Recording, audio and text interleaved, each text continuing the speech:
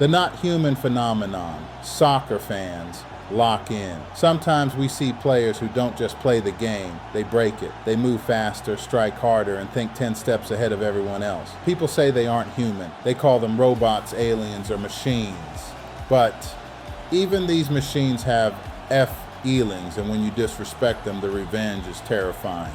The script of Payback. What you're about to see aren't just goals. These are moments where the not human legends of the game decided to take it personally. From brutal homecomings to silencing entire nations, this is a countdown of the most shocking revenge moments in soccer history. Let's get into it. Erling Haaland, the Terminator's response. When Erling Haaland moved to the Premier League, critics said he wouldn't handle the physical play. They said he was just a tap-in merchant. Haaland didn't argue. He just started deleting defenses. Every time a defender tried to bully him, he came back with a hat trick. Watching him shrug off 200-pound center backs like they're children, that's not human. That's revenge on the doubters.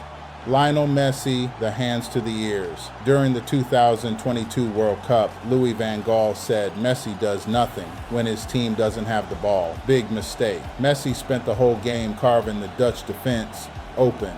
After scoring, he ran right to Van Gaal and held his hands to his ears. It was a cold, calculated move from a player who usually stays quiet. He proved that even a quiet alien sees everything.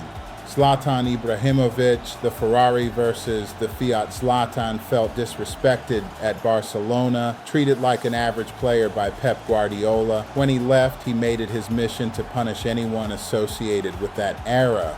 Whether it was with Milan or PSG, every time he faced a team that doubted him, he scored a wonder goal that defied physics. He didn't just win, he made sure you knew he was the biggest personality on the pitch. Cristiano Ronaldo, the I am here. In 2013, Sepp Blatter mocked Ronaldo, calling him a commander and saying he preferred Messi. Days later, Ronaldo scored a hat trick and celebrated by saluting the crowd. It was a message to the heads of world football. You can't mock a machine and expect to get away with it. He played with a rage that wasn't human.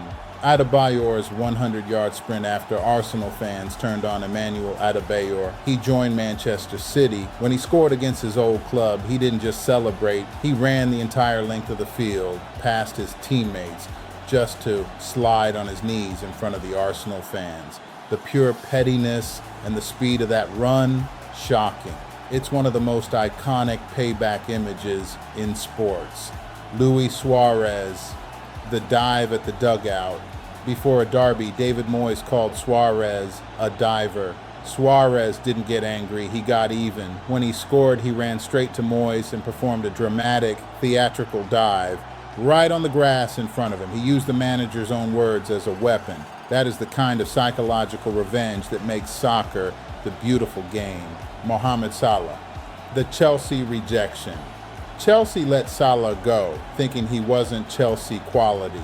Years later, he returned with Liverpool and became the best player in the league. Every time he cuts inside and curls a ball into the top corner against the Blues, you can see the regret on the faces of the London fans. He didn't just come back, he conquered the league they said he couldn't play in. Alvaro Morata, the Real Madrid heartbreak. Real Madrid sold Morata to Juventus, thinking they didn't need him. Then fate put them together in the Champions League semi-finals. Morata scored in both legs, knocking his childhood club out of the tournament. He didn't celebrate, but the look on his face said it all. Sometimes the most shocking revenge is the one that hurts the player just as much as the club.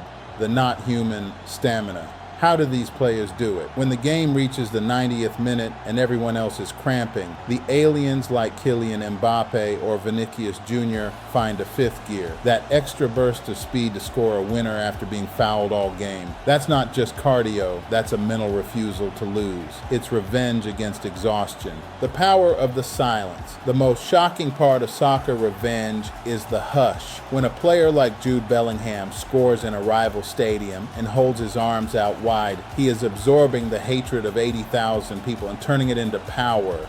That silence is the loudest form of revenge. It's the moment a human crowd realizes they are watching a not human talent. The drafted and discarded, think about the kids who are told at 14 they aren't good enough. Every goal they score in the pros is a not human effort to prove those scouts wrong. Jamie Vardy coming from the 7th Division to win the Premier League, that's a decade-long revenge tour against everyone who said he was too small or too slow. The machine intelligence revenge isn't always a screen. Sometimes it's a pass. It's the vision of a playmaker who was told he's too slow, finding a gap that no one else sees. It's the revenge of the mind over the body.